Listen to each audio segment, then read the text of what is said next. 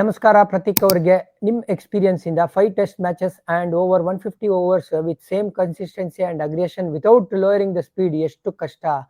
ಸಿರಾಜ್ಗೆ ಟಯರ್ಡೇ ಆಗೋದಿಲ್ವಾ? ಈ ಪ್ರಶ್ನೆನ ನೆನ್ನೆ ಮ್ಯಾಚಿಗೆ ಮುಂಚೆ ಕೇಳ್ತಾರೆ. ಅವಾಗ ಹೇಳ್ತಾರೆ ಸಿರಾಜ್ ಅವರು, ಗುರು ಲವ್ ಫಾರ್ ದ ಕಂಟ್ರಿ ನನಗೆ ಹೆಲ್ಪ್ ಮಾಡುತ್ತೆ, ಆ ಒಂದು ಎನರ್ಜಿ ತಗೊಂಡ್ಬರುತ್ತೆ ಅಂತ ಹೇಳ್ತಾರೆ. ಅವ್ರ ಆಕ್ಷನ್ ಸ್ಮೂತ್ ಆಗಿರೋದ್ರಿಂದ, ಅವರ ಒಂದು ನೆವರ್ ಗಿವ್ ಅಪ್ ಆಟಿಟ್ಯೂಡ್ ಇಂದ ಅವ್ರಿಗೆ ಆ ಎನರ್ಜಿ ತಗೊಂಡ್ಬರುತ್ತೆ ಅಂತ ನನಗನ್ನಿಸ್ತಾ ಇದೆ. ಪ್ರತಿಯೊಬ್ರು ಇವತ್ತು ಕ್ರಿಕೆಟ್ ಜಗತ್ತಲ್ಲಿ ಇದ್ರ ಬಗ್ಗೆನೇ ಮಾತಾಡ್ತಾ ಇರೋದು.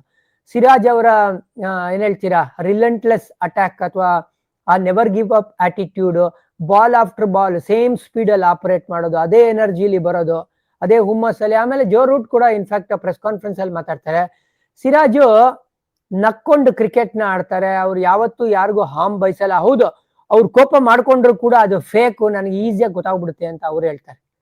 ಹಾಗಾಗಿ ಅವ್ರನ್ನ ಅಪೋನೆಂಟ್ಗಳೇ ರೆಸ್ಪೆಕ್ಟ್ ಮಾಡಿದ್ದಾರೆ. ಸೊ ನಾವು ಆಸ್ ಇಂಡಿಯನ್ಸ್ ಅವ್ರಿಗೆ ಸಲ್ಯೂಟ್ ಹೊಡಿಲೇಬೇಕು. ಅವರ ಒಂದು ಆಟಿಟ್ಯೂಡ್, ಅವರ ಒಂದು approach, never give up attitude. ಆಮೇಲೆ